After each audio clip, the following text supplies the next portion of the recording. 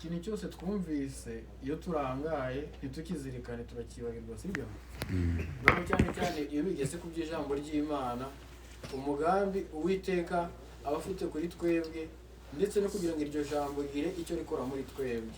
Iyo turangaye umwanzi Satani araza agasarura nk'uko Uwiteka avuze ngo umwanzi niwe wabibye urukungu. Rero igihe cyose turangaye umwanzi akora iki? Abiba urukungu.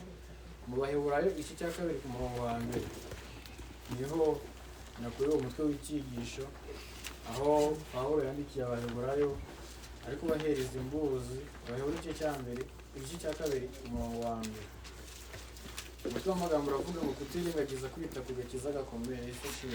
Kutirengagiza kwita ku gakiza gakomeye. Igice cya 2 umurongo wa 1 nicyo gituma dukwiriye kurushaho kugira umwete wo kwita ku byo twumvise kugira ngo tudatembanwa tukabivamo. Uko bigaragara aba Baheburayo bari bazi icyo Uwiteka yakoreye muri bo. Nk'uko mubizi muri izi nzandiko zari zitandukanye n'izo Pawulo yandikiraga andi matorero, kuko bano ntabwo bari abanyamahanga kuri ubu butumwa. Bari bazi icyo Uwiteka yabakoreye ndetse abenshi bari n'abahamya muri ibyo ngibyo. Nubwo ari nta n'umwe wari ukiriho muri icyo gihe, ariko hari abagiye bakomoka muri abo ngabo byagiye biba hibereye. Niyo mpamvu igihe Pawulo yigishaga Abaheburayo ntabwo yigeze aca ku ruhande. Niyo mpamvu nimujya no mu gitabo cy'Abaheburayo muzasanga ari naho yagiye atinda no ku buturo bwera cyane, kuko ibi bintu ntabwo bari abanyamahanga kuri byo, ahubwo Uwiteka yari yarabikoreye muri bo. Niyo mpamvu yaje kubibutsa arabwira ati nyuma y'ibyigisho mwize byinshi kandi bitari bikeya, mukure kugira umwete wo kwita ku byo mwumvise rwose, kuko igihe cyose mutabyitayeho umwanzi azabiba urukungu namwe musigare mu bivemo. Niyo mpamvu muri uyu mwanya tugiye kwibaza, ese njyewe naba mpagaze hehe? None se kugira ngo ibi bintu ntabivemo naba nsabwa gukora iki? Tugiye kureba mu Rwambere rw'Abami igice cya 10 ku mwamikazi w'Isheba wumvishe iby'ubwenge bwa Salomo, ibyo Uwiteka yari yaramukoresheje, akajya kureba iby'uwo muntu w'umunyabwenge umeze utyo, ese ahari njyewe hari icyo namwungukiraho. Noneho tumwiga turaza kumwisanisha nanjye nawe turebe icyo mu by'ukuri yabasha kutwigisha. Urwambere rw'Abami igice cya 10 turahera ku murongo igice cya 10 turahera ku murongo wa 1 iby'umugabekazi w'Isheba. Umugabekazi w'Isheba yumvise kwamamara kwa Salomo ku bw'izina ry'Uwiteka, azazanywe no kumubaza ibinaniranye amugerageza. Nuko agera i Yerusalemu ashagawe n'abantu benshi cyane, bafite ingamiya zihetse imibavu n'izahabu nyinshi cyane n'amabuye y'igiciro cyinshi. Ageze kuri Salomo amurondorera ibyari mu mutima we byose. Salomo amusobanurira ibyo yamuhanuzaga byose. Nta kintu na kimwe cyasobye Salomo atamusobanuriye. Nuko umugabekazi w'Isheba abonye ubwenge bwa Salomo bwose n'inzu yubatse n'ibyo kurya byo ku meza ye n'imyicarire y'abagaragu be n'uguhereza kw'abahereza be n'imyambarire yabo n'abahereza be ba vino n'urwuririro yazamukiragaho ajya mu nzu y'Uwiteka, arumirwa bimukura umutima. Abwira umwami ati inkuru numviye mu gihugu cyanjye z'ibyo wakoze n'iz'ubwenge bwawe zari iz'ukuri, ariko sinabyemera kugeza ubwo niyiziye nkabyibonera n'ayanjye maso, kandi nsanze ibyo batambwiye birenze ibyo bambwiye. Ubwenge bwawe n'ubutunzi bwawe bisumba uko nabyumvise. Hahirwa abantu bawe, aba bagaragu bawe barahirwa, bakwibera imbere iminsi yose bakumva ubwenge bwawe. Uwiteka Imana yawe himbazwe, yakwishimiye ikakwicaza ku ntebe y'ubwami bwa Isirayeli, kuko Uwiteka yakunze Abisirayeli iteka ryose, nicyo cyatumye akwimika ngo uce imanza zitabera. Hanyuma ho umwami italanto z'izahabu 120 n'imibavu myinshi cyane n'amabuye y'igiciro cyinshi. Ntihongeye kuboneka imibavu inganya ubwinshi n'iy'uwo mugabekazi w'Isheba yatuye umwami Salomo. Kandi inkuge za Hiramu zajyaga zizana izahabu zizikuye Ofiri, zivanayo n'ibiti byinshi cyane byitwa alumugi n'amabuye y'igiciro cyinshi. Ibyo biti bya alumugi umwami abigira inkingi zo mu nzu y'Uwiteka n'izo mu nzu y'umwami, kandi abibazamo n'inanga na neberu by'abaririmbyi. Nta biti bya alumugi bisa n'ibyo byongeye kuboneka ngo babizane na bugingo n'ubu. nuko umwami Salomo aho umugabekazi w'Isheba ibyo yashakaga byose n'icyo yamusabaga cyose udashyizeho ibyo Salomo yamuhaye ku buntu bukwiriye umwami nkawe. Bukeye umugabekazi aherako arahaguruka asubiranayo n'abagaragu be mu gihugu cye. Imana ihabwe icyubahiro. Uko tubibonye uyu mugabekazi w'Isheba yavuye iwabo bitewe n'uko hari ibyo yari yarumvise kuri Salomo. Iby'ubwenge bya Salomo byari byaramukuye umutima, yigirira amatsiko, yigira kwa Salomo kugira ngo ahari abashe kugira icyo yabasha. Aravuga ati none se ibyo numvishe kuri Salomo byaba ari ukuri? None se niba ari ukuri ahari njyewe naba najyayo ngo nze kubyibonera kugira ngo bye gukomeza kuba inkuru mbarirano. Ibyo umugabekazi w'Isheba tubyumviye ahangaha twakumva ari ibintu byiza by'umuntu waje gutembera ahantu yari asanzwe akunda, nuko yahabona kumva aranyuzwe rwose bikarangira atashye, nuko amatsiko ye agashira, sibyo?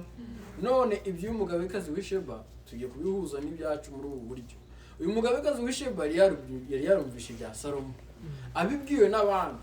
Yazamutse mu murwa Yerusalemu. Nk'uko tubizi Yerusalemu risobanura umurwa w'amahoro, kandi iri zina rya Salomo murabizi iyi Bibiliya y'isezerano rya kera yari yanditse mu Giheburayo, sibyo? Iki Giheburayo iri zina Salomo risobanura Shalom, amahoro. Yaraje ku mwami w'amahoro mu murwa w'amahoro ushushanya Yesu Kristo. Ahangaha Salomo yarahagarariye Yesu Kristo ku buryo umuganye adafite uburyarya abasha gukira ikintu icyo ari cyo cyose, ndetse n'ikibazo afite agataha cyasubijwe.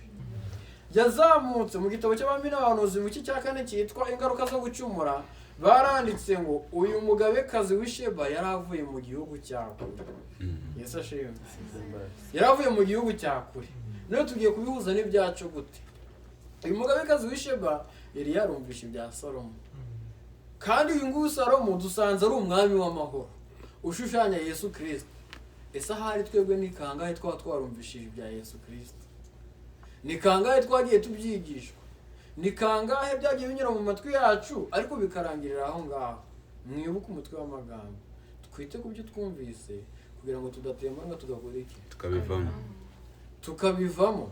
Igihe cyose twize bikarangirira aho ngaho, umwanzi wabibura ukungu, kandi natwe turabizi. Akenshi iyo tumaze kwiga ntaho twibaza iyo ibiganiro bidasanzwe bivuye. Icya kabiri, aho dusanga intekerezo zacu zatuganishaga ahandi, aho ziturutse ntabwo tuhamenya. Kubera iki? Biri muri twebwe. Mu byaha ni mu mama yambyariye. Ni naho Pawulo yatatse ati kubera iki ngerageza gukora ibyiza ariko ibibi bikantanga imbere? Ni iyihe mpamvu?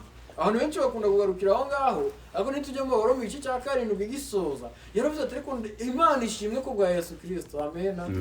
Niyo mpamvu binyuze muri Yesu Kristo niho twakira kwa gukiranuka kwe. Uyu mwamikazi w'Isheba umurongo wa mbere, umwamikazi w'Isheba yumvise kwamamara kwa Salomo kubw'izina ry'Uwiteka, azazanywe no kumubaza ibinaniranye amugerageza. Nuko agera i Yerusalemu ashagawe n'abantu benshi cyane, bafite ingamiya zihetse imibavu n'izahabu nyinshi cyane n'amabuye y'igiciro cyinshi. Mbese uyu muntu yarafite ubutunzi, yarafite ubutunzi, kandi hari n'icyo yarashyikirije umwami nta buryarya afite. Natwe ku giti cyacu nta bundi butunzi. Uko tubizi iyo umuntu avutse hari icyo azana? Nta bundi butunzi dufite usibye ibyaha byacu. Nibwo butunzi dushyikiriza Data wa twese kugira ngo abashe kutuguranira aduhereze gukiranuka.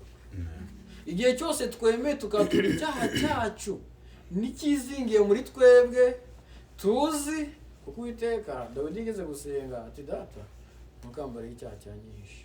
Icyaha cyatwishe ntacyo Uwiteka tubaza, ahubwo si icyo wibuka waba warakimwaturiye. Ese hari icyo cyaha yaba yarakimenye? Uyu mwamikazi w'Isheba yaje yitwaje ubutunzi, aje gushikiriza umwami w'amahoro ari wende, ari we Salomo. Ariko mumva ikintu cyamutangaje, natwe twakoramo isomo rikomeye cyane. Umurongo wa 2, nuko agera i Yerusalemu ashagawe n'abantu benshi bafite ingamiya zihetse imibavu n'izahabu nyinshi cyane n'amabuye y'igiciro cyinshi. Ageze kuri Salomo amurondora ibyari mu mutima we byose. Yesu ashimwe. Igihe cyose tugeze imbere y'umwami w'amahoro nta kintu dukwiriye kumuhisha.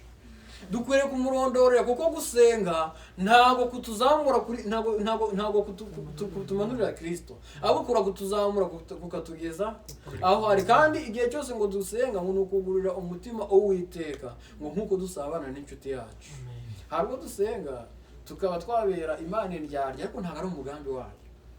Hari igitabo cyitwa kumenya Yesu ni byose banditsemo igice kirantangaza cyane aho uwo pastor witwa Alejandro Holland yigeze kwandika aravuga ati nari mfite umwana twari tugiye gufata amafunguro y'ibiryo adakunda turamubwira ati nasenga arabati papa ntago nsenga kubera iki ibiryo biri aha ntago mbikunda ntago mbisengera. Uwo mwana nta buryarya yari afite wese bandika ngo yaba ari umuntu mukuru ari gutera isengesho mu kanya kanga kubirya ngira ibanga bashizeho ikigisho gikomeye cyane ngo hari ubwo dushobora kuryama tukarara nabi nkabyuka nkahita nshima ati data wa twese wakoze kundinda kandi ndagushimiye ko muri uyu mwanya nkimeze neza.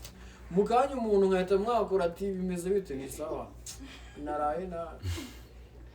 naraye nabi nirwo rugero Uwiteka bashaka yuko tugeraho ngo nkuko dufata inshuti bagenzi bacu ni nako natwe dukwiriye gufata Uwiteka. Kubera iki abantu turahinduka ariko Imana ntihinduka kandi Imana nabwiye izi ibindi mu mutima ninyibwiriza n'igisubizo iraza kumpereza kandi bikagenda neza.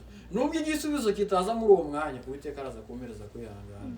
Tuzi bya Daniyeli asaba amaze gusobanukirwa iby'ibyumweru 70 akimara gusenga hagashira ibyumweru 3 Marayika Gabriel yambwiye ati Daniyeli ugisenga isengesho ryawe ryumviswe. Yesu ashimwe. Hari hasigaye igihe Uwiteka we yagennye kugira ngo iryo sengesho rizasubizwe naho muri Daniyeli akimara gusenga kuko byari umushake bw'Uwiteka yuko asobanukirwa n'igihe ubwoko bw'Imana buzavira mu bunyage. Uwiteka yamanje kurwana nuko umwanzi yarashaka kugira ngo ubwoko bw'Imana bugumaho ngaho Uwiteka amanza guca inzira nuko asubiza igisubizo Daniyeli cyari gikwiriye ariko agisenga rwo yahise asubizwa oya habayeho gutegereza. Niyo mpamvu yamubwiye ngo ibyari mu mutima we byose. Umurongo wa 3 Salomo amusobanurira ibyari mu mutima. Salomo amusobanurira ibyo yamubazaga byose nta kintu na kimwe cyasobye Salomo atamusobanuriye. Salomo umurongo wa 4 nuko umugabekazi w'Isheba abonye ubwenge bwa Salomo bwose n'inzu yubatse n'ibyo kurya byo ku meza ye n'imyicarire y'abagaragu be no guhereza kw'abahereza be n'imyambarire yabo n'abahereza be bavino n'urwuririro yazamukiragaho ajya mu nzu y'Uwiteka arumirwa bimukura umutima. Yesu ashimwe. Igihe cyose twakiriye Kristo duhinduka mu ngingo. Igihe cyose twakiriye Kristo mu byo twaryaga birahinduka, ibyo twambayaga bigahinduka, ibyo twavugaga bigahinduka. Ariko nimwumve yuko nyine urugendo rutorikorwa ako kanya nkuko mubizi iyo umwana avutse ntagahita yirukanka. Anirukanse umubyeyi ashobora kubishora no kumucanga ikibazo ati nabyeyi umwana muzima. Niyo mpamvu bisaba urugendo.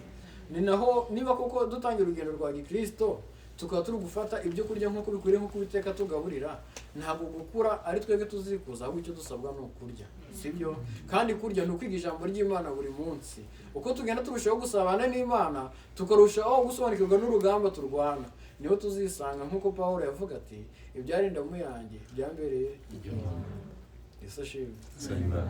Ibyo umuntu yakundaga atangira kubyanga, ibyo yaryaga bigahinduka. Niyo mpamvu abantu badakwiriye no kurwana intambara ngo reki wowe mutungira urutoki umwereke ntama w'Imana ukora ibyaha byaba ari mwiza. Kandi uwo ntama w'Imana aboneka mu ijambo ry'Imana nkuko twabyize. Ese tubasha kumenya Kristo gute? Tubasha kumumenya binyuze mu ijambo rye kandi tukarushaho kubisobanukirwa dushobojwe na Mwuka Wera. Niyo mpamvu igihe cyose umuntu wakiriye Kristo habaho impinduka. Kandi bya bindi Paulo bya bindi Yohana umubatiza na Kristo yabaje bigisha ati nimwihane kuko igihe cyo kugaruka k'Umwami kiri bugufi ngo kandi mwere imbuto zikwiriye. Izo mbuto zerwa n'umuntu wasoromye sibyo yasoromye kuri Yesu Kristo akamurasira umwambi ku mutima hakabaho impinduka zikurewe muri we. Iri jambo niryo ribasha kuzana impinduka. Yego niryo shaka kuvuga niryo ribasha kuzana impinduka. Umurongo wa 6 mwumva ikintu gitangaje. Abwira umwami ati inkuru numve mu gihugu cyanjye z'ibyo yakoze n'iz'ubwenge bwawe zari iz'ukuri ariko sinabyemera kugeza ubwo niyiziye kubyibonera n'ayanjye maso kandi nsanze ibyo batambwiye birenze ibyo bambwiye. Ubwenge bwawe n'ubutunzi bwawe bisumba uko nabyumvise. Imana yawe icyubahiro. Umwamikazi w'Isheba yari yiziye niyo mpamvu natwe tudakwiriye kurushaho kunyurwa n'uko abantu badusomera gusa, sibyo? Natwe dukwiriye kwigirayo, kuko igihe Kristo yamaraga gusoza umugambi wari waramuzanye wo gucungura umunyabyaha, ngo igitambara cyakingirizaga hera na hera cyane cyatabutsemo. Ubu ngubu ntibigisaba umutambyi, ntibigisaba ihene, ntibigisaba intama, ahubwo ku bwa Kristo nanjye nemerewe kwigererayo. Kubera ko ubu ngubu uwo mutambyi w'imbabazi wo tubona mu gitabo cy'Abalewi igice cya 8 umurongo wa 1 arahera cyane adusabira. Uwo nguwo udusabira rero ni wowe waduhaye uburenganzira bw'uko nanjye uyu munsi nshobora kujya ku mavi ngasenga, nakwiga n'ijambo ry'Imana ntarisobanukirwa, nkabasha kumubaza kandi akansobanurira. Imana yawe icyubahiro. Umwamikazi wa Sheba yisubiriye, ariko mwumva ikintu gitangaje, inyungu ziri mu kwigiramo. Umurongo wa 7, ariko sinabyemera kugeza ubwo niyiziye nkabyibonera nanjye maso, kandi nsanze ibyo batambwiye birinze ibyo bambwiye. Yesu ashimwe. Ushobora kubaza ikibazo mu byanditswe, sibyo? Bakagusobanurira, bakurangira ngo ujye kwisomera, ugasanga n'ibyo batakubwiye ugakora iki? Ukabyisangirayo. Kandi ukurushaho kwiga kuko iryo jambo rifite imbaraga. Kuko Zaburi ya 33 umurongo wa 6 n'uwa 9 Imana niyo yavuze reba itegetse bigakora iki? Ikoresheje ijambo ryayo yarategetse biraba, ivuze bikora iki? Ngo iryo jambo Imana yakoresheje mwirama, ngo ni ryo yakoresheje mu gucungura, ngo ni ryo ngiri gukoresha muri uyu munsi kugira ngo imbature mu cyangewe nawe. Bivuze ngo nitutakiga nta bundi buryo tuzakoresha, nta yindi maji. Kuko Uwiteka yaravuze ngo mu gihe cya kera yavuganaga n'abantu mu buryo bwinshi, mu bahanuzi, mu buryo bwa marayika, ariko ngo ubu ngubu ngatuvugisha binyuze mu kanwa k'umwana wa Yesu Kristo ari we jambo. Bivuze ngo iri jambo ne tutaribumbura ibyo tuzabamo byose n'amarangamutima, kandi tuzisanga n'ahantu hadakwiriye.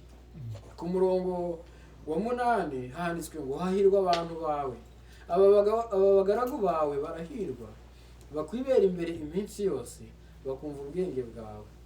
Uwiteka Imana yawe himbazwe, yakwishimiye, ikakwicaza ku ntebe y'ubwami bwa Isirayeli, kuko Uwiteka yakunze Abisirayeli iteka ryose, nicyo cyatumye kwimika ngo uce imanza zitabera. Imana yawe icyubahiro. Abantu bose bigira ibyanditswe byera ngo bakore iki? Barahirwa kuko bimenyera. Hari ingorane abantu bagiye bahura nazo, aho umuntu mwaganiraga akabwira ati ngewe numvaga nshikamye, kugeza igihe umuntu twiganaga yagiye, ntabwo nisomeraga yaransomeraga, yaragiye nanjye nanirwa kwiga Bibiliya kuko ntari narabyimenyereje. Ariko icyo gihe umuraga wongera kumwibutsa ijambo ry'Imana, akakwikoresha n'umutwaro wo gukora iki? Wo kumusabira no kurushaho kumuzirikana. Ariko ngira ibanga, nubona n'umuntu akakuyobora mu byanditswe byera, ngo ubu butunzi azaba agusigiye, kandi ikibazo cyose uzaba ukeneye, kuko Uwiteka yasezeranye muri Yohana 6:45 ngo bose bazigishwa n'Imana. Bivuze ngo uwigishijwe n'Imana ntazayoba, kuko Uwiteka yaravuze ngo bishobokera uwizeye. Imana yawe icyubahiro. Kandi tuzi neza ko kwizera guheshwa no kumva kukazanwa n'ijambo ryanditswe. Rero abantu bigenzura mu byanditswe byera bakora iki? Barahirwa. Niko kuri, barahirwa. Kandi igihe cyose arangaye gatoya aragwa agakora iki? Akabivamo. Ariko nimwumve, wa muntu wazanye ubutunzi akabushyikiriza umwami w'amahoro, ese umwami w'amahoro we amuhereza iki? Umurongo wa 10, hanyuma aho umwami itaranto z'izahabu 120 n'imibavu myinshi cyane n'amabuye y'igiciro cyinshi, ntihongeye kuboneka imibavu inganya ubwinshi n'iy'uwo mugabekazi w'Isheba yatuye umwami Salomo. Kandi inkuge za Hiramu zajyaga zizana izahabu zizikuye Ofiri, zivanaho n'ibiti byinshi cyane byitwa arumugi n'amabuye y'igiciro cyinshi.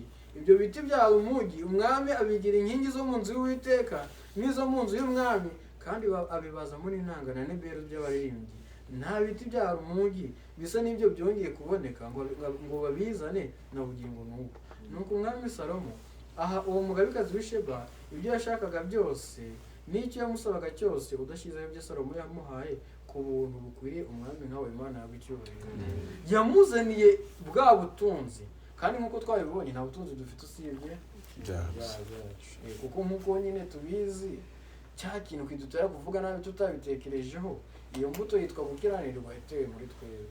Iyo mbuto yitwa gukiranirwa niyo dushyikiriza Data wa twese, kuko ngo mu gihe abigishwa bari mu cyumba cyo hejuru, hari igihe akenshi tujya twiga ku bumwe bw'abigishwa, ariko tukirengagiza icyamanjirije ubwo bumwe. Bamanje gukora iki? Barondoye mu byanditswe byera bashyikiriza Uwiteka ubutunzi bwabo, kuko ijambo ry'Imana handitswe ngo abigishwa bamanje ngo banatuye ngo icyaha ngo cy'imbuto y'umutima wabo, icyaha cyo gukiranirwa, icyaha cyabateye kutizera Kristo, icyaha cyatumye nubwo yabanye nawe imyaka 3 n'igice agasubira mu ijuru bakimushidikanyaho. Umwuka wera yaraje arabemeza, baravuga bati ya byashobokaga ntabwo twari kugira imikino twagiraga ku gashyamba Getsemane ubwo dusabaga ati mubane nanjye, ntabwo twari kugira imikino. Ariko kuko bari abantu Uwiteka yarabihanganiye nuko abahereza bwa buntu bwari bubakwiriye binyuze mu kwatura ibyaha byabo. Imana yabwo icyubahiro. Igihe cyose twatuye ibyaha byacu nta kindi Imana ikora usibye kutubabarira. Nta bundi buryo Imana itugenza kuko ari yabisezeranye. Nitwatura ibyaha byacu niyo yo kwizerwa kandi kiranukira kutubabarira ibyaha byacu kandi katwezaho ibyaha byose, sibyo? Icya kabiri, uwatura ibyaha bye azababarirwa, uwishe ibicumuro bye ntazagubwa neza. Ariko ngo uwatura ibyaha bye kabiri kandi uzakora iki? Kandi Uwiteka aravuze ngo naho ibyaha byabo byatukura tukutu nzabyiza. Yesu ashimwe.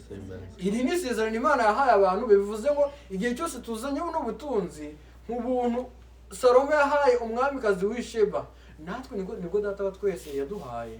Nuko ubwo butunzi yamuhaye tugahita tubona Abaroma 5. Nuko ubwo twatsinzishijwe n'ubuntu bwo kwizera dufite amahoro kuri Kristo. Yesu ashimwe. Amahoro y'umutima dutangira kuyakira. Nuko ubuntu bwa Kristo bugakorera muri twebwe. Ako se tugiye kwibaza, iyo umuntu nk'uyu mwamikazi w'Isheba wakiriye ubuntu bwa Kristo, iyo arangaye bigenda bite? Ese yatugumye mu ijambo bimugendekera bite? Ese asabye iki kugira ngo azagaruke? None si yagarutse umwami w'amahoro we amusanganira ate? Ese amwakira ate? Uriya ahenge ni ijambo ry'Imana bikantangaza. Ntabwo Imana imeze nk'abantu.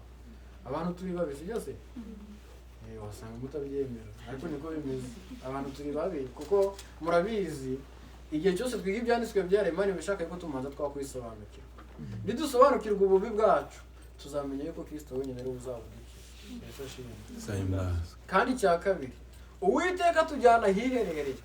Ntabwo Uwiteka ajya kiza mu kivunge ngo umuntu ahore yumva nyine ngo nateranye n'abantu benshi niho ndakira, mvuka mu muryango w'Abakristo niho nzakira, navutse ndikiraranza gukizwa, ariko abantu mbyaye nintabigisha ntabwo bazakizwa. Iyo wabyaye umuntu uri umukristo we ntumwigisha aba umunyabyaha nk'uko bamaze kera. Siko bimeze, kuko yambuto ibikiri muri we. Kuko umuntu tudahuje amateka n'umwe ni Adamu, kuko yari imwe atunganye rwose afite ubwiza bw'Imana, ariko kubwo kurangara arabutakaza. None wa muntu wabutakaje aba hati. Luka 15 umwana w'ikirara umurongo wa 11. Twongere kuzirikana, twite ku byo twakiriye byose, twite ku byo twumvise kugira ngo tudatembanwa, sibyo? Kandi arababwira ati hariho umuntu wari ufite abahungu babiri. Umuhererezi abwira se ati data umugabane w'ibintu nkwiriye. Nuko agabanya amatungo ye. Iminsi mike ishize umuhererezi ateranya ibintu bye byose, aragenda ajya mu gihugu cya kure, yayisha ibintu bye ubugoryi bwe. Abimaze byose inzara nyinshi itera muri icyo gihugu, atangira gukena. Aragenda ahaka ku muntu wo muri icyo gihugu, amwohereza mu gikingi cyo kuragira ingurube. Yifuza guhazwa n'ibyizo ngurube zaryaga, ariko ntihagira ubimuha. Nuko yisubiyemo aribwira ati abagaragu ba data ni benshi kandi bahazwa n'imitsima bakayisigaza, naho nge inzara insinza. Reka mpaguruke njye kwa data mubwire nti data nacumuye ku yo mu ijuru no mu maso yawe, ntibinkwiriye kwitwa umwana wawe, ntakamva umugaragu wawe. Arahaguruka ajya kwa se. Imana yabwo icyubahiro. Nk'uko tubibona umwana w'ikirara yari asanzwe afite ubuturo kwa se, sibyo? Umugabekazi w'Isheba, ijambo ry'Imana ryatubwiye ko aravuye mu gihugu cya kure, aza yitwaje ubutunzi. Ubwo butunzi yari afite nibwo yashyikirije umwami w'amahoro ari we Salomo. Kubw'ubuntu bwari bukwiriye umwami abuhereza umugabekazi w'Isheba kuko aribwo yari akeneye. Yari yikoreye ubutunzi aremerewe. Ubwo butunzi nibwo yari akwiriye gutura kugira ngo abeho ubuzima burimo amahoro abihawe na Yesu Kristo. Ariko ayo mahoro ntabwo dupfa kuyakira gusa. Niba hari icyaha nakoze nkwiriye kucyatura kugira ngo umwami wanjye ature muri njyewe, naho ubundi naho nta cyatura. Ese ejo twebwe turahazi akenshi turahazi akenshi igihe tuba tuvuga ngo Kristo ntabwo agarutse uyu mwanya ariko sinzi igihe nzamara none se abapfuye turi kubona bari kugenda bo ntibari bazi yuko bagikomeje ubuzima ntibari bafite na gahunda sahari zinarenze n'izacu ariko impamvu Uwiteka ashaka yuko dufatiranye uyu mwanya Dawidi yaravuze ati uyu munsi niwumva ijwi ntiwinangire umutima bivuze ngo igihe cyose ijambo rivuze hari n'umwanzi uri kurwana kugira ngo tutaryakira kubera iki Ibyashuwe 12:12 azi yuko afite igihe gito azi intambara turi kurwana kandi azi n'umwami w'amahoro uri kuturwanirira ngo ariko ngo wowe ngari kurwana kugira ngo atwirehereze ko tuzarimbukane nawe se ibintu ni byiza ntabwo ari byiza kubera yuko umwanzi Satani azi yuko afite igihe gito warashaka yuko turangara tugataka nuko umwana w'ikirara yari afite ubuturo kwa se ubwo buturo kwa se nta kintu yari yaraburiye kwa se ariko akora iki ararangara bivuze nta hantu na hamwe dukwiriye kuzigera tuvuga ati ngo twageza ntabwo nkwiriye kuvuga ngo nubwo ndi kugira ibihe byiza ngo ndarangara ibyanditswe byari bitubwira yuko nta muntu n'umwe Uwiteka yigeze ahamya yuko uyu muntu yari yarageze ku kigero gishyitse usibye umuntu w'Imana Henoki Uwiteka yavuze ati uyu muntu yanejeje Imana nuko ajyanwa mu ijuru adakoze iki adapfuye ariko iyo twize by'amateka ya Henoki yabaga afite ikibazo ati none ko naganiye na Adamu akaba yarambwiye ibyo bakoze byatumye Uwiteka atabanezererwa ese ahari birashoboka yuko azabaho undi mukiranutsi ibyo kibazo yari afite Imana yaje kumwungura imuhereza Metusela Imana yabikiyohera Janvier Imana ishimwe Uwiteka yarabunguye kandi abana batubera icyigisho gikomeye cyane niba Metusela yaringiye Henoki akavuga ati ubwo umwana nyiringira bigeze aha ngaha ese ngewe ni igiki cyane nakutiringira Imana data wa twese ko ariwe nkwiriye kwiringira agatura muri ngewe ngo guhera icyo gihe Henoki yagendanye n'Imana imyaka 300 adacumuye Imana yabwe icyubahiro kandi ntabwo yigeze apfa icyo yatinyaga ntabwo cyamugezeho kurenda ku bantu bari ku isi nigeze kwiga ni madamu we tugeze kumara amezi 6 nta kintu yishingiye ku mutima Yesu ashimwe afite ibihe byiza ajya imbere y'Uwiteka yigishwa n'Imana amara amezi 6 mbese si menshi ni menshi rwose ariko nukuri byose bishobokera uwizeye niba Uwiteka yarashatse kuduhishurira ibyo ngibyo nuko natwe tubwira tuti nimubyizera namwe bizababera nk'uko mwizeye ariko ni mwizera bikarangirira aho ngaho nta kundi kwizera tuzadufite usibye kwizera kuva ku binyoma kuko kwizera ko kuri guturuka mu ijambo ry'Imana uyu mwana w'ikirara wari ufite ubuturo kwa se yaje kugenda ariko ikintu kibabaje byaje kugeza igihe ibutunzi Uwiteka ise yamuhaye akabyahisha ubugoryi bwe byageze nubwo yifuza ibyo by'ingurube ntiyayobora yabikura heza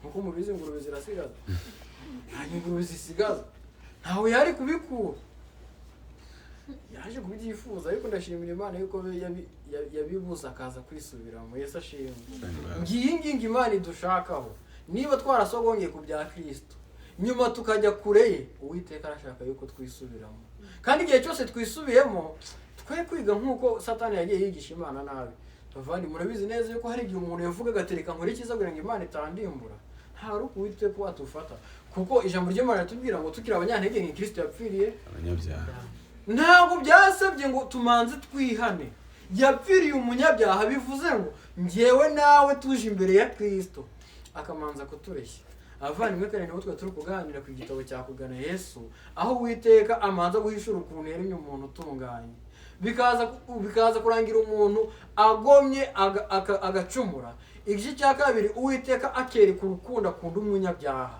akamubwira ati urubyaro rw'uyu muntu ruzagukomeretsa umutwe nawe ruzakomeretsa agatsinsino ariko bizakomoka mu kubona arashyize urwango mu mutima y'uwo muntu kuko yakwakiriye Kristo azatura muri we atangire kukwanga igice cya gatatu Uwiteka nibwo yahamagariye umuntu kwihana Yesu ashimwe kubera yuko mu gitabo cy'Abaroma haranditswe erega kugira neza kw'Imana niko kuturehereza ku kwihana ntabwo Imana idukanga ahubwo idukuriza neza Yesu ashimwe kuko turebeye nuko uyu mwana w'ikirara yari yarakoze amakosa ariko se igihe se yagarukaga yaba yaramwakiriye gute niyo mpamvu nk'uyu mugabekazi w'Isheba twe kumwibagirwa yari yarakiriye iby'ubutunzi akuye ku mwami w'amahoro ariko tuje kumugeranya n'umwana w'ikirara waje kwakira iby'ubutunzi afite ubuturo kwa se ariko akarangara agakora iki akabivamo ariko igihe cyose tubivuyemo tugarutse data wa twese twakira gute? Umurongo wa 20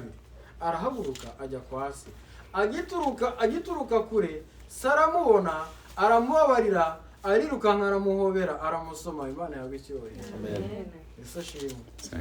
Nta kindi kintu akimubona mbese byasabye yuko umwana amugeraho. Oya, ukigira icyo gitekerezo gusa data wa twese yakubabariye.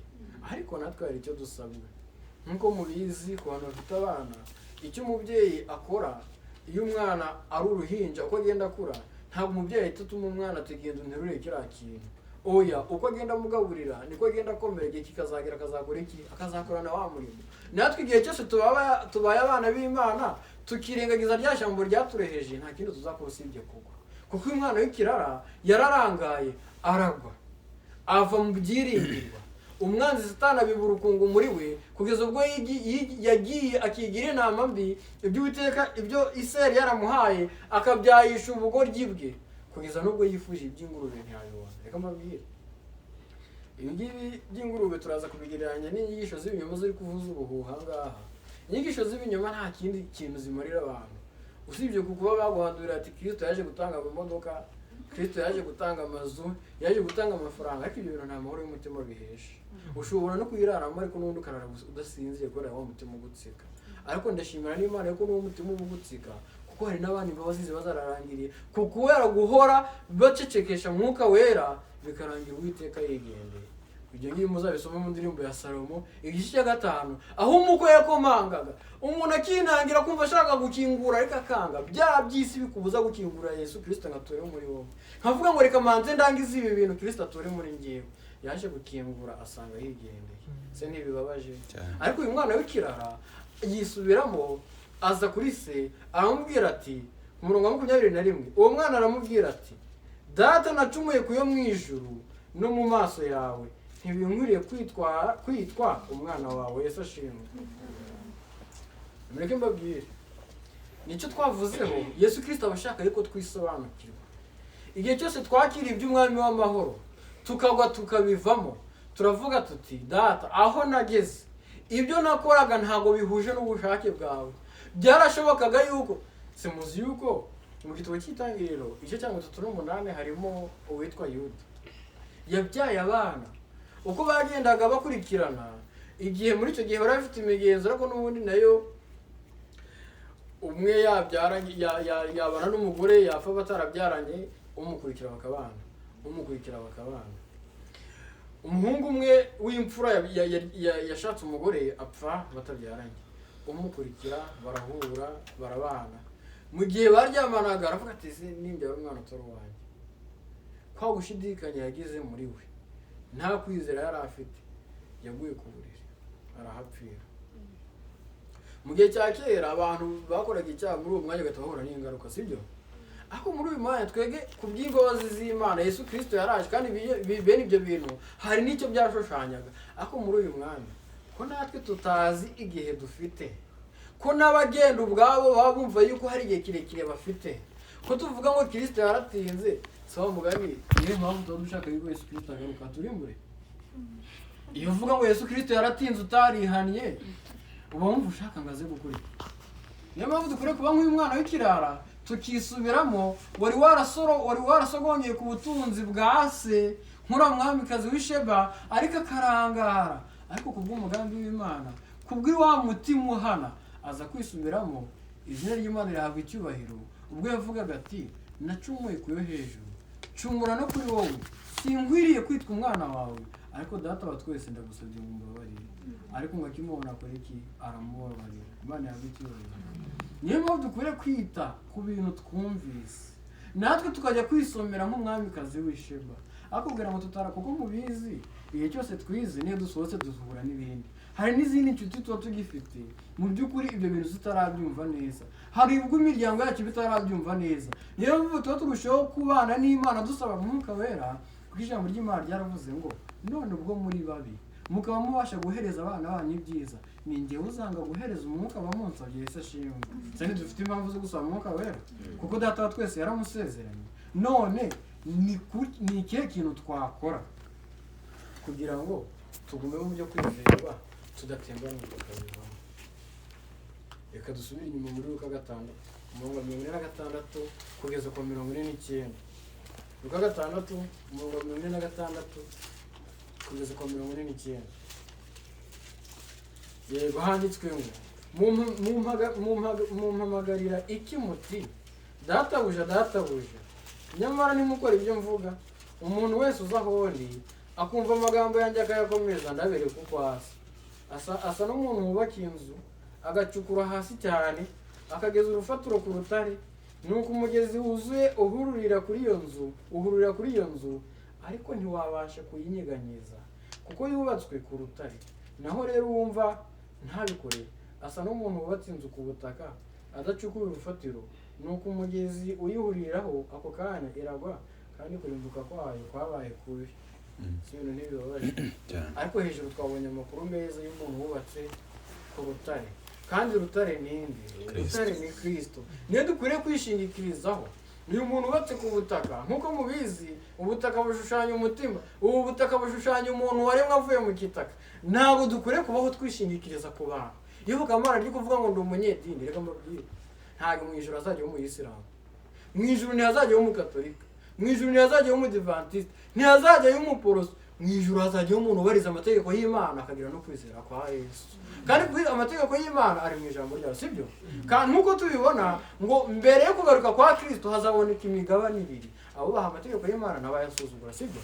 Uzi ni mwumva ibintu by'impuzamadini abantu bihuriza hamwe kugira ngo barwanye ko nabo ubwabo hari ingingo batumvikanaho, ariko hakaba hari ikintu kimwe cyabahuza. Bivuze ngo abahuriye kuri Satani n'ubundi bigira ubwo bihuza, sibyo?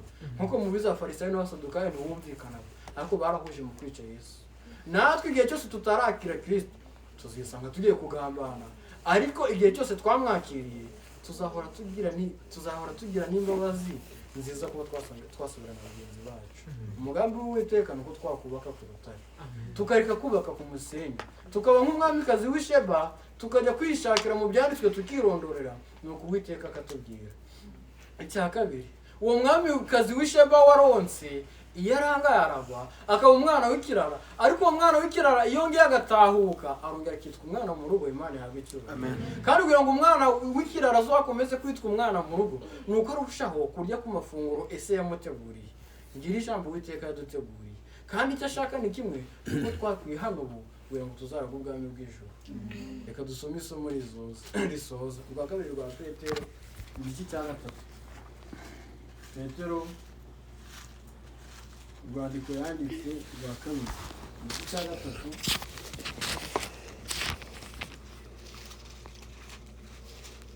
igice cya 3 umurongo wa 9 tugeze ku murongo wa 13. Urwa kabiri rwa Petero igice cya 3 umurongo wa 9 kugeza ku 13 handitswe ngo Umwami Imana ntitinze isezerano ryayo nk'uko bamwe batekereza yuko itinze, ahubwo twihanganira idashaka ko hagira n'umurimbuka, ahubwo ishaka ko bose bihana. Yesu ashimwe. Mubyibuke umwamikazi w'Isheba yaje yikoreye iki? Ubutunzi. Hari ubutunzi yari afite, kandi natwe tubyibuke hari ubutunzi dufite, sibyo? Ubwo butunzi dufite ni ibyaha twikoreye. Ugasanga ubonye umuntu uramwanze mutazi n'icyo mupfa, ukumvura no mubaje turamuntu mwangira iki? Ntabwo nzi icyo mwangira. Ako ni imbuto iri muri wowe, iyo mbuto Uwiteka ashaka ariko uyimuhereza akakuguramira akaguhereza gukirana. Kwangana wifitemo bikakuvamo, kandi no kwanga iby'Imana bikakuvamo, ukabaho ukunda iby'Uwiteka. Iby'isuwe turimba ati iby'isi ndabihararutswe nisemo Yesu gusa, mpazi iby'umunezero w'isi kuko bizashirana nayo. Imbabazi z'Uwiteka nizo mpisemo, kuko izo ngizo arizo zitazashiraho. Imana yawe icyubahiro. Umurongo wa 10 yanditse ngo ariko umunsi w'umwami wacu uzaza nk'umujura, ubwo ijuru rizavaho hakaba n'umuriri ukomeye, maze iby'ishingiro ibyo byose biremeshwa bikayengeshwa no gushya cyane, isi n'imirimo iyirimo bigashirira. Nuko ibyo byose bizayenga bityo. Yewe uko dukwiriye kuba abantu bera kandi twubaha Imana mu ngeso zacu, twese abategereza tugatebutsa umunsi w'Imana uzatuma ijuru rigurumana rikayenga, kandi iby'ishingiro ibyo byose biremeshwa bigashongeshwa no gushya cyane. Kandi nk'uko yasezeranije dutegereje ijuru rishya n'isi nshya, ibyo gukiranuka kuzabamo. Imana yawe icyubahiro. Ariko ubwo dutegereje iyo si nshya dukwiriye kwihana. Yesu ashimwe. Niko mbabwira dusoza dutegereje kuri iki kintu, niba Satani yarakoze icyaha akagira kwifuza kudashimwa n'Imana, hakabaho igihe cy'urubanza cyo kuba yaburirwa, tubona mu makumyabiri n'abahanuzi y'icyambere, ariko akinangira gusa nubwo umutima ujya kumwemeza ariko agakomeza kwanga, kugeza nubwo ashuka abamarayika, kimwe cya gatatu akakimanuka. Lusiferi wari utunganye agacumura, natwe twaremewe mu gukiranirwa, ni twebwe twajya mu ijuru tutarihanye. Oya, twajya mu ijuru tutarihanye. Yamva icyo Uwiteka duhamagarira ni kimwe, nuko dukwiriye kwihanira umunsi. Ijambo ry'Imana rivuga ati ni kuki mwarinda gupfa? Uwiteka anezezwa no kubabarira. Ntabwo anezezwa nuko umunyabyaha apfa, ahubwo anezezwa no kumubabarira. Icyaha cyose waba warakoze cyakukure kuri Uwiteka. Uwiteka ashaka ni kimwe, agushakaho ikintu yakoreye uwitwa Mose, agushakaho ikintu yakoreye uwitwa Yosefu, agushakaho ikintu yakoreye uwitwa Pawulo. Mose Uwiteka aramuhamagaye, yumva azakiza Abisirayeli mu mbaraga ze, araza yica Umwegiputa, ashyingura Umwegiputa mu musenyi. Asanze Abisirayeli bari kurwana, baramubwira bati turashaka kutwica nk'uko wagenjura Umwegiputa, kandi yumvaga yagize neza. Yarahonze ajya kwa sebukwe Yeturo, yamaze imyaka 40 yigishwa n'Imana, agaruka atinya no gukora umurimo w'Imana, hinda umushyitsi Imana yabicyubahiro. Yaje yiteguye gukoreshwa n'Imana. Uwitwa Yosefu yari yaratoneshejwe na se, biterwa n'uko bene se bamwanga, ariko igihe Yosefu ajungwaga mu rwobo, Abishimeri baje kurumukuramo, baramujyana mu Egiputa. Nguko yabonaga ngo ibiti bizenguruka, ngo niko yatekerezaga ukuntu yagiye kure hasi, ariko ngo n'umutima ukagenda umubwira uti ugeze aho ukwiye kugaragaza kwiringira kwawe, Imana yahabwa icyubahiro. Imana yamwigishije no mu rugendo agenda, kandi Uwiteka yamukoresheje ibitangaza, natwe turabizi. Uwitwa Sawuli yarenganyaga abantu b'Imana, azi ko ari gukora umurimo w'Imana, ariko igihe Data wa twese yamwishuriraga, yaravuze uti uri ndi wo ndenganya. Yagiye mu butayu bwa Arabiya, amara imyaka 3 yigishwa n'Imana gusa. Twebwe tumarakanga, ari igihe cyo tuzakirizwa mu kivunge, ubwisha kuri ntabwo uzakira. Niba utagira igihe cyo kubana n'Imana ku giti cyawe ntabwo ukira. Ariko Uwiteka kuko abizi neza ko bitari muri kamere yacu, arashaka kutubwira ngo iyo mwarushye n'abaremerewe nimuze munsange ndabaruhura, ngo kandi nimumenye kureza imitwaro yanyu yose, kuko nita kuri mwebwe, kandi ntabazana gutabara, muhereke ibikombe bitabasha kumenya. Uwiteka duhana umugisha, tumenye ko tura muri twebwe, aduhereze kumwizera. Igihe cyose twamaze twaramutakarije icyizere, tukumva hari ibyaha byatujyanye kure ye, twemere kuba nk'umwami w'Isheba, tuze twirondorere, kandi naho twagwa tube nk'umwana w'ikirara, tugaruke kwa Data wa twese, kuko yiteguye kutwakira nk'uko yamwakiriye, mu izina rya Yesu. Amen. Uwiteka izina ryawe nishimwe. Amen. Turagushimiye cyane yuko ariho wandikishije ijambo ryawe, ukanyuza mu banyantege nke nkatwe, tunarangaye twarimbuka, uhabwe icyubahiro. Amen. Ariko niho dusabye kugira ngo umwuka wawe wera arusheho kubitwumvisha cyane. Atwigishe, twemere yuko turi abanyabyaha, kandi twemere yuko uwaje mu isi akanayivamo adakoze icyaha ari we Kristo, ari we wenyine dukwiriye kwisoma. Turagushimiye ko twigishije, ukomeze kubana natwe mu izina rya Yesu. Amen.